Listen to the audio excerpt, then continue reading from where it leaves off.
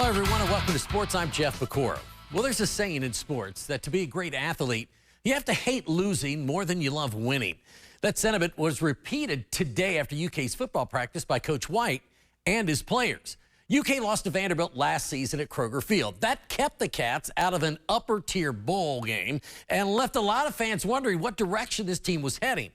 There is no need to remind the players of what happened last season. It is still very much on all of their minds.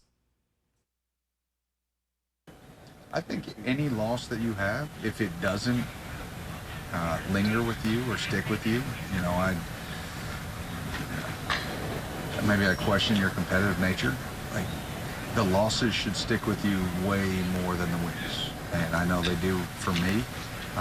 And so every time you face an opponent that got the best of you the year before, you should have a little added something about, okay, can't let this happen again. I remember that feeling.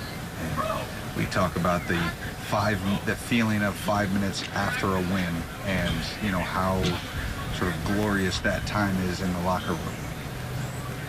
Well, the flip side and the reverse of that is the agony and the pain and the disgust and all of that from a loss sticks way more than 5 minutes. And so the only way to get that taste out of your mouth is to put in the work, show up, and we got to find a way to get a win this Saturday. I think I hate losing more than I love winning, but it's like after a loss, you just think about what's that one play where I could have tried harder? What's that one play where I could have did more, could have pushed our team more, where I could have boosted our morale up? And I'm just trying to make sure that I don't have those thoughts. That, of course, was Deion Walker, and to this day, I still hate Tennessee. Don't mind saying it. Beat them twice, lost to them twice, but I cannot stand Tennessee. All right, the Reds playing their final businessman special this season today, Great American Ballpark. Facing off with the Twins in the final game of a three-game set. Hunter Greene was on the mound for the good guys, and things were great early. Bottom of the third, T.J. Friedl at the plate. He comes through with the RBI single. Will Benson comes chugging around third base. He scores 1-0 Red Legs. Bottom of the fourth, Christian Encarnacion Strand. Forget about it. No doubter to left field. Number 9 for him, 2-0 Reds. Top of the seventh, then Willie Castro comes up. He takes the Hunter Greene off-speed pitch, and he delivers it to a fan in right field. That means the seats. Twins are on the board as they cut the lead in half, 2-1.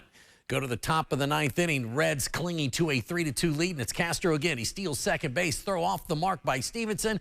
He goes on to third. That was important because former Red Kyle Farmer comes up next, and well, y'all know what he does. Knock to right field. That's an RBI, ties the game at 3. So now it's tough. A little later in the inning, bases are loaded. Polanco, he goes through the right side, and the Reds lose it as 2 come in to score. Final score, 5-2, the final, and it was a tough loss for Cincinnati. But get a look at this. Today's starting pitcher, Hunter Greene, the second player selected in the 2017 draft, was simply awesome. Most strikeouts by a Red in a game since 2000. 7 innings pitched, only allowed 3 hits, 1 run, 14 strikeouts. Then after the game, Joey Votto was asked about this possibly being his final homestand as a Red. Here's what he had to say. It's just gone by so quickly. And as far as this being a last homestand, I just... if that's the case, I can't do anything about, I don't want to say I can't do anything about that, but I'm having a really good time playing in really meaningful baseball with like some fun teammates. And so however it shakes out, I'm good. I just want to help out. I just want to play. All I've ever wanted to do is play. It's the most important thing to me. Yeah. Dude's 40 years old, making $27 million. That'd be a lot of fun, too.